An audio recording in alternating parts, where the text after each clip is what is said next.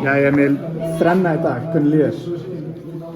Bara mjög vel sko. Ég sáttur með sigurinn, sáttur með mörkin og það er bara frábær hálfleikur hjá okkur. Hérna, ertu ánægður með frammistöðuna hjá liðinu í dag? Mér fannst fyrri hálfleikurinn svolítið erfiður hjá okkur. Ja, við vorum að gera svolítið erfiðan. Það var ekki nógu gott restifinn hjá okkur. Þeir voru allt of mikið í skyndisóknum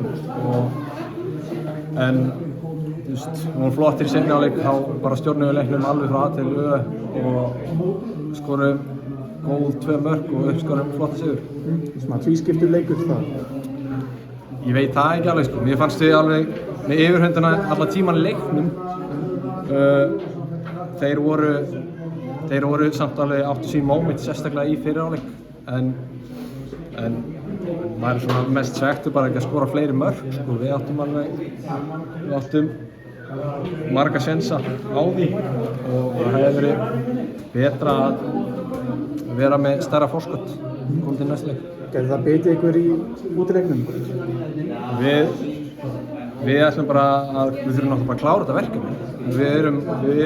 Þetta er góður hálfleikur eins og ég segi hjá okkur og við þurfum bara að klára það.